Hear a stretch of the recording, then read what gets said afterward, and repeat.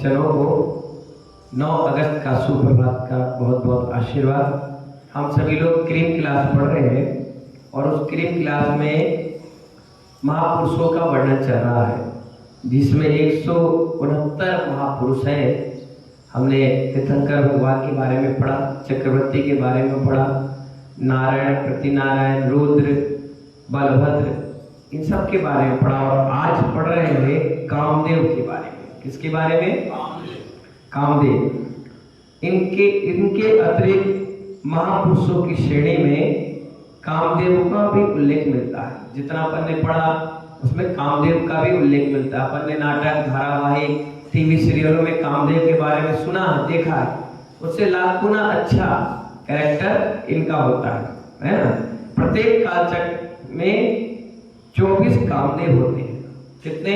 24। और जरूरी नहीं कि हर तीर्थंकर के में हो, किसी तीर्थंकर के में 2 हो, 1 हो भी ना। 24 अपने अपने कर्म से जन्म लेते हैं और अपने कर्म से निर्वाण की प्राप्ति करते हैं। ये सभी अनुपम रूप, लावण के धनी, तद्भाव मोक्षगामी होते हैं। क्या होते हैं? हाँ, रूप भी अच्छा होता है, लावण भी अच्छा होता है, शरीर बहुत सुंदर, और तद्भाव मोक्षगामी जीव होते हैं। इनमें कोई भी नरक नहीं जाता, स्वर्ग नहीं जाता, सब कहाँ जाते हैं? मोक्ष जाते हैं। हाँ, ये बात अलग है कि हम जानते नहीं है कामदेव कौन है। कामदेव होता कौन है बताइए? सीता प्रसाद जी, कामदेव कौन होता है? रामदेव नहीं, कामदेव, बस, और कुछ नहीं। अरे इतना सुंदर होते हैं कामदेव कि जैसे आचार्यों ने लिखा है शास्त्रों के लिए, जैसे वो निकलते थे, निकलते ही लोग उनको देखकर मनमुग्ध हो जाते थे, सुधबुद्ध हो जाते थे। महिलाएं बच्चे को लेकर के और बाल्टी रस्सी लेकर कुएं में पानी भरने गई और अचानक से कामदेव निकल गए। तो महिलाएं इतनी बावली हो जाती थी कि वो रस्सी बाल्टी की जगह बच्चे के गले में बांध देती थी और पानी में डाल देती थी। और जब कामदेव निकल जाता फिर याद आता, अरे अब तो भूख क्या कर रही है। कई महिलाएं ऐसे छज्जे पे खड़ी और कामदेव निकल गए तो छज्जा तोड़कर, कपड़े के होते थे, टूट के गिर पड़ी, हाथ पैर टूट गए, गिर गए। इतने मनमुक्त हो जाते थे, इतने सुंदर थे कि पानी की बूंद अगर उनके शरीर पर डाली जाए तो मोतियों की तरह चमक जाए। इतने पारदर्शी, बिल्कुल सुंदर, दर्पण की समान। तीर्थंकर के बाद किसी का सुंदर रूप होता था तो कामदेव का। किसका होता था? और बहुत शक्तिशाली होते थे, ताकतवर होते थे, ब्रज बसव नाराज सैनन था, और मोक्षगामी जीव होते हैं। कौन से होते हैं? मोक्ष। तुरंत दीक्षा भी लेंगे, मुनि भी बनेंगे और मोक्ष भी जाएंगे। क्या करेंगे? ठीक है, समझ गए?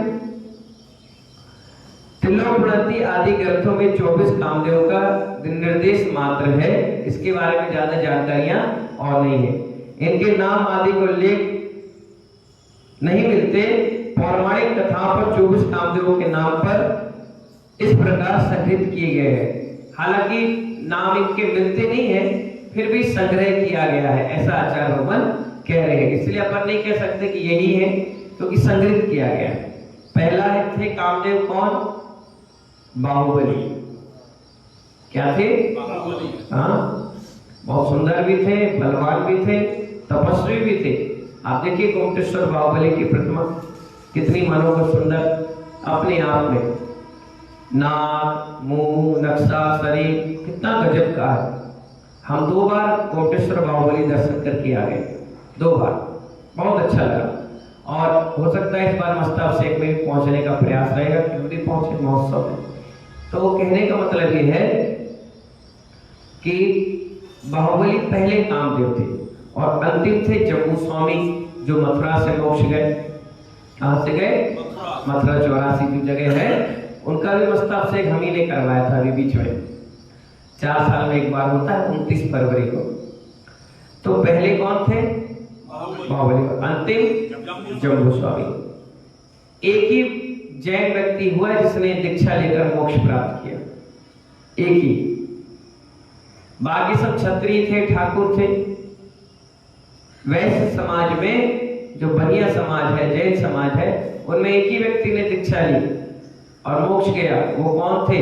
वो थे जम्बू स्वामी, सेठ जम्बू स्वामी। क्या थे? सेठ जम्बू स्वामी। बाकी सब क्षत्रिय, ठाकुर, ब्राह्मण, इन्होंने दीक्षा ली और मोक्ष प्राप्त किया। बनियों में एक ही गए, कौन? जम्बू स्वामी। दूसरे थे प्रजापति। दूसरे कामदेव का नाम क्या था? तीसरे का नाम था श्रीधर। तीसरे कामदेव कौन थे? चौथे थे दर्शन भद्र। कौन से थे? पांचवें थे प्रसेन चंद्र। प्रसेन चंद्र। छठवें थे चंद्रवर्ण। चंद्रवर्ण। सातवें थे अग्निमुख। नाम कितने प्यारे प्यारे हैं, आजकल ऐसे नाम नहीं मिलेंगे। आठवें थे सनत कुमार।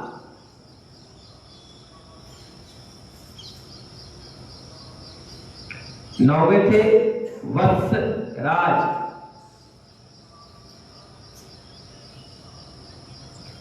दसवें थे कनक प्रभु। 11वें थे श्रीचंद्र। सब मोक्षगामी जी। कनक प्रभु, सॉरी, 11वें थे मेघ प्रभु। कनक, श्रीचंद्र नहीं थे, मेघ प्रभु 11वें है ना। 12वें, 13वें और 14वें नंबर के थे शांतिनाथ, कुंथुनाथ, अरेना। क्या थे? शांतिनाथ, कुंथुनाथ और अरेना। 15वें थे विजयराज। क्या नाम था? 16वें थे श्रीचंद्र। 17वें थे नलराज।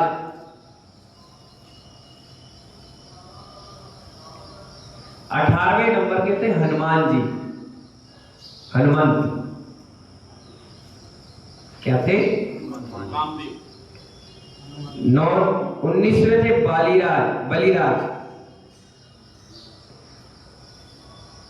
20वें थे वसुदेव।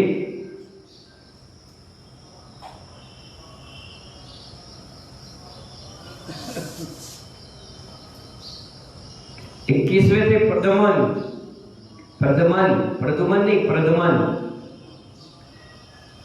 22वें थे नाग कुमार।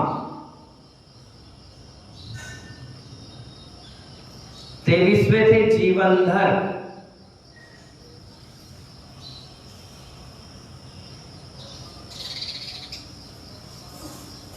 'जीवनधर' है ना। और 24वें थे जम्बू स्वामी। कौन से थे? इस प्रकार ये क्या थे? कामदेव थे। कामदेव यानी सुंदर, बढ़िया, रूपवान, शक्तिशाली, तदभाव, मोक्षगामी चीज। बस इतने पॉइंट में समझ जाओ।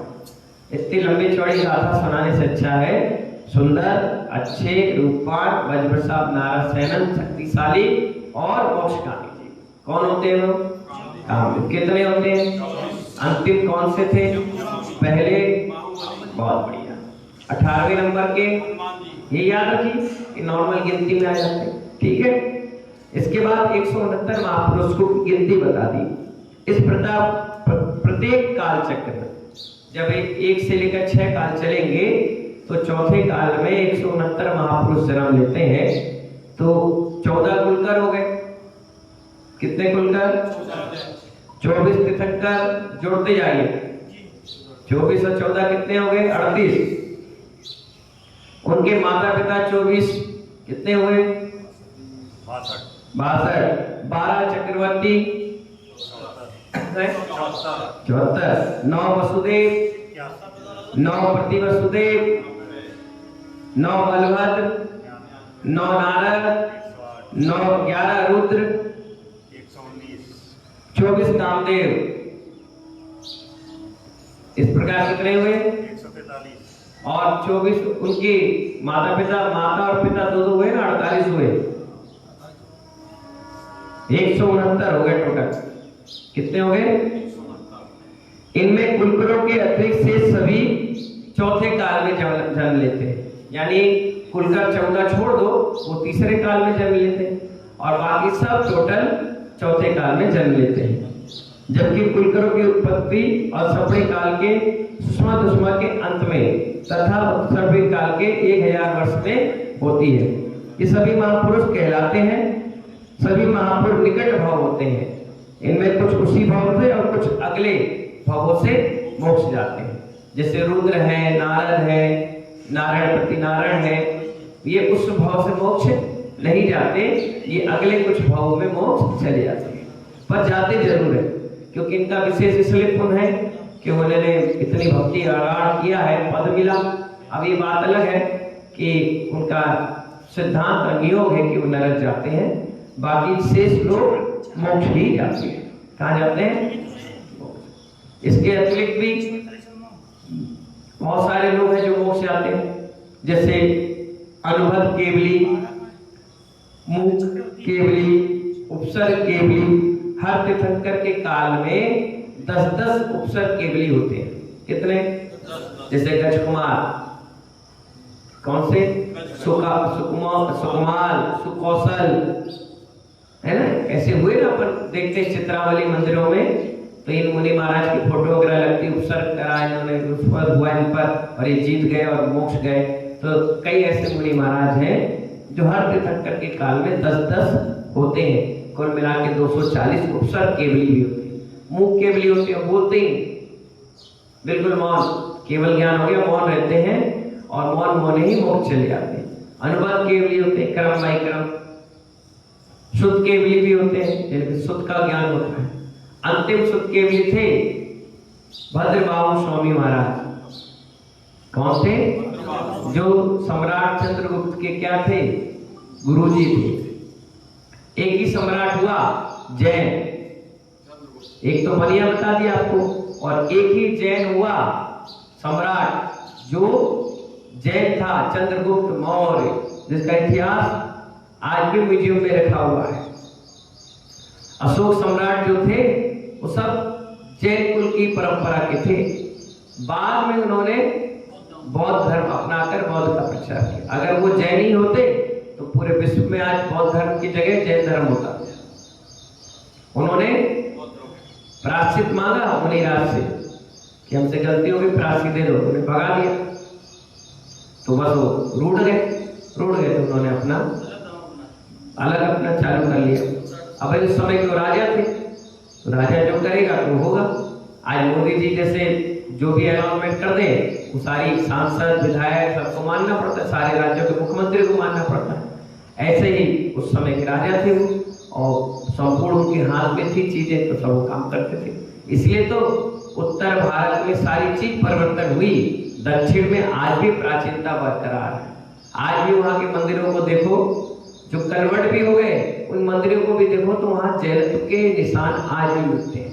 बड़े बड़े मंदिर आप ढूंढी, सब मिलेंगे आपको।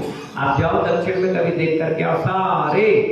और वहां भट्टारक थे इसलिए बच गए, भट्टारक नहीं होते तो सारा सत्यानाश हो जाता। सब चीज डॉक्टर बाहुबली भी नहीं बच पाता, कुछ नहीं बच पाता। ये बहुत बड़ी उपलब्धि है उनकी भट्टारकों की, जो उन्होंने वहां पर बैठ करके वो सब चीजों को रोक लिया।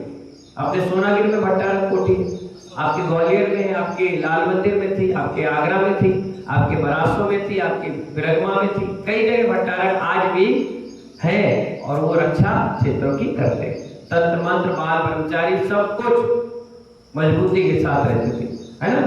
तो इस प्रकार से आज अपने महापुरुषों के वर्णन का चैप्टर समाप्त हो गया।